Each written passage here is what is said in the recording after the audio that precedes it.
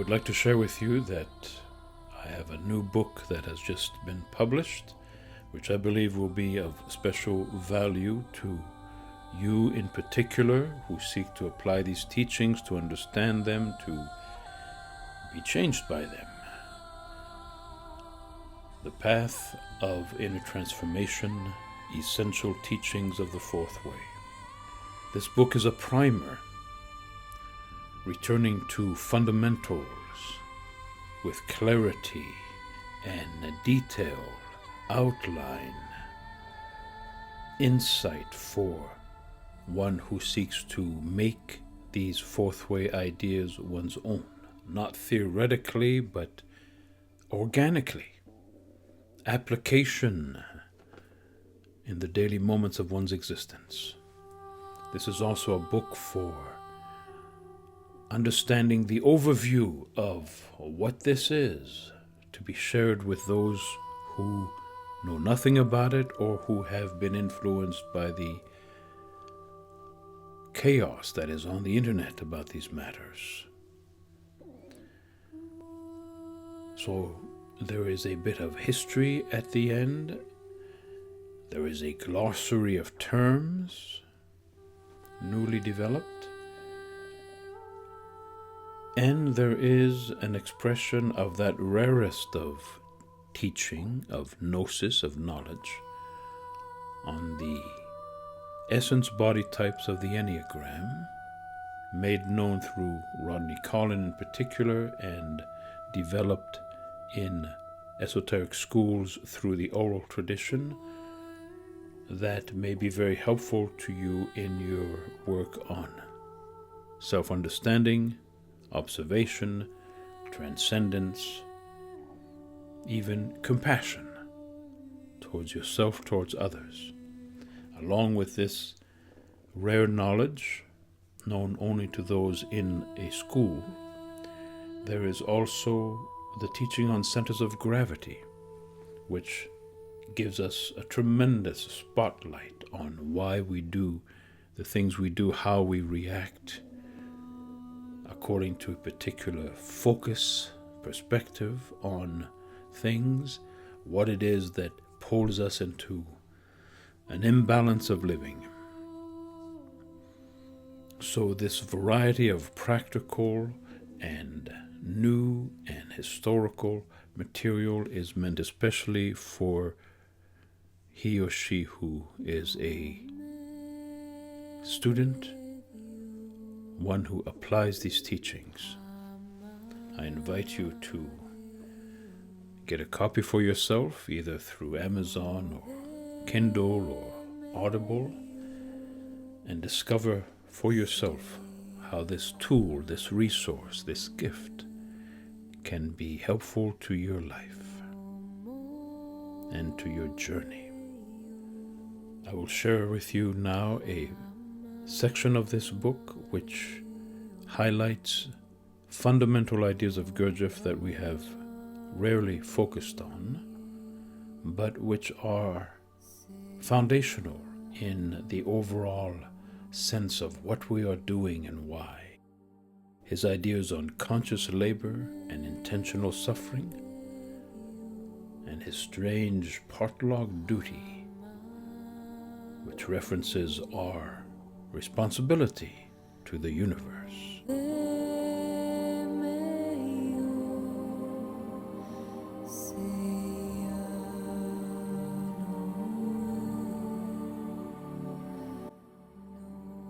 In the teachings of G.I. Gurdjieff, the concepts of conscious labor and intentional suffering form the bedrock of an individual's responsibility for their own spiritual development and contribution to the universal order.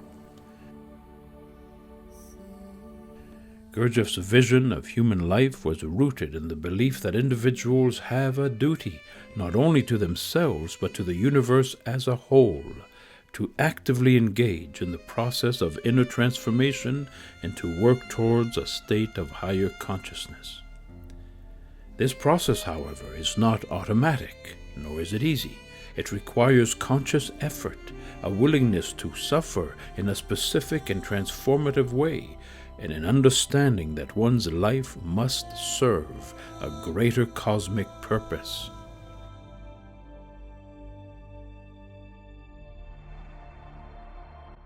At the heart of Gurdjieff's teaching is the notion that most human beings live in a state of mechanical sleep, a life driven by automatic responses, habitual patterns, and unexamined emotions. In this condition, people are enslaved by external forces and internal impulses, and thus cannot fulfill their higher potential or contribute meaningfully to the larger universe. For Gurdjieff, the purpose of spiritual work is to awaken from this state of sleep and to undertake what he called conscious labor and intentional suffering. These practices are essential not only for personal evolution, but also for fulfilling a cosmic obligation, referred to as partlog duty. A term that captures the idea that human beings have a responsibility to the universe that transcends their personal lives. Conscious labor, in Gurdjieff's terms, refers to any action or effort that is carried out with full awareness and deliberate intention. It stands in stark contrast to the automatic, mechanical actions that define most of human existence.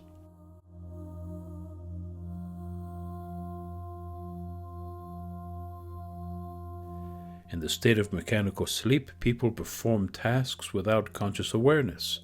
Their thoughts wander, their emotions control them, and their actions lack intentionality. Conscious labor, however, involves engaging in tasks with a heightened sense of self-awareness, maintaining a simultaneous awareness of both the action and the self performing the action. It is a practice of continuous self-remembering, where one does not allow the mind to drift into distraction, but instead focuses on being fully present in the moment. Conscious labor is not limited to external tasks. It also applies to internal work, the effort to observe one's thoughts, emotions, and impulses without being identified with them. Gurdjieff stressed that the real work of self-development occurs on the inner plane. Through conscious labor, one gains the ability to see oneself objectively and to make deliberate choices about how to respond to life.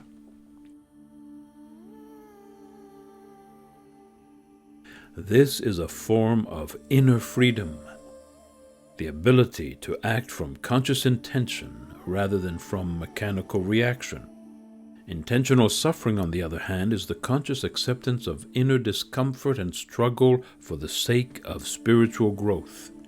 It is not about passive suffering or enduring external hardships without complaint.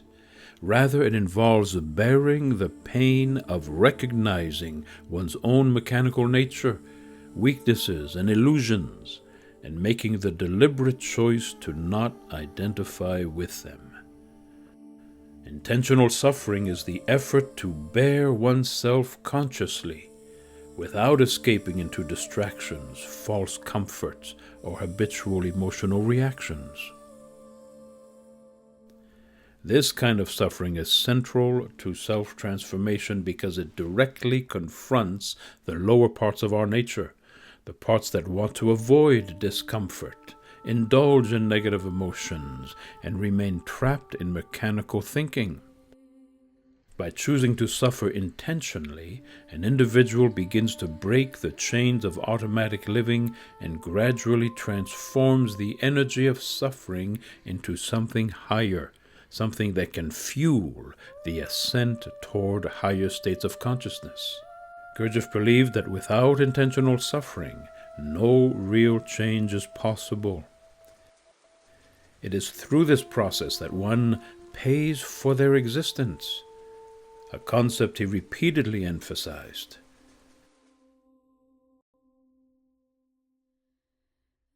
To be born into life, according to Gurdjieff, is to incur a debt to the universe, a debt that must be repaid through the conscious work of transforming oneself, This work is not for personal benefit alone, but for the sake of contributing to the universal balance, the greater cosmic order.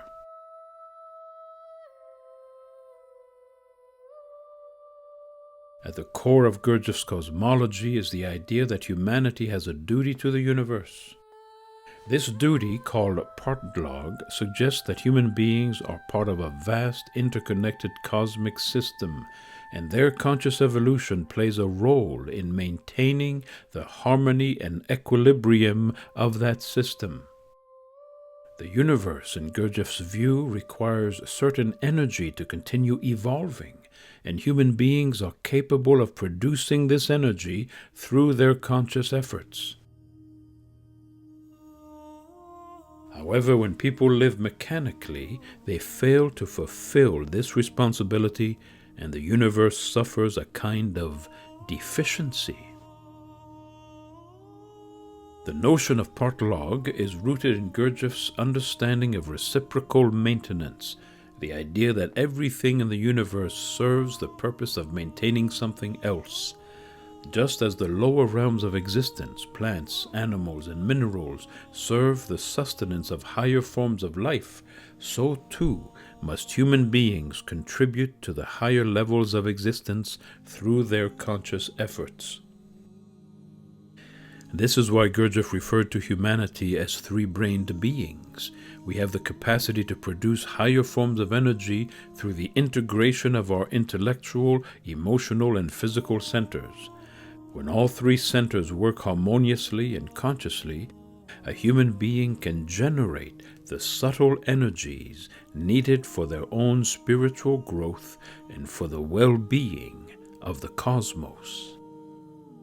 Fulfilling this duty is not a passive affair. It requires the active, conscious struggle of working against one's lower nature, against laziness, fear, identification, and negativity. This is where intentional suffering plays its critical role. By consciously enduring the inner conflict between one's mechanical tendencies and one's higher aspirations, an individual creates the conditions for inner alchemy, where the lower energies are transformed into higher ones. In this sense, suffering becomes a sacred act, a necessary part of the cosmic exchange, where the refined energies produced through conscious labor and intentional suffering are given back to the universe. Gurdjieff stressed that the work on oneself is not a selfish pursuit. It is not about personal enlightenment or salvation for its own sake. Rather, it is about serving the universe by fulfilling one's Partlog duty, by producing the higher energies necessary for the maintenance and evolution of the cosmos. This understanding places a profound responsibility on the individual, the responsibility to pay for one's life through conscious effort, and the responsibility to serve the greater whole through intentional suffering. In this sense, human life is not meaningless or accidental. It has a purpose: to contribute to the unfolding of universal consciousness.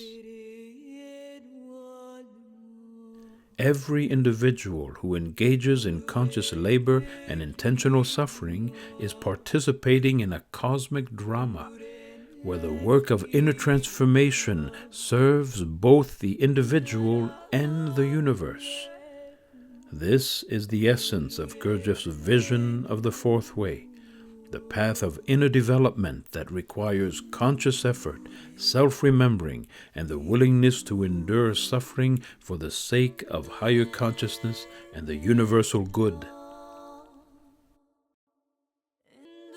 Through this process, human beings fulfill their duty to life and the cosmos, transforming not only themselves, but also contributing to the harmony of the universe.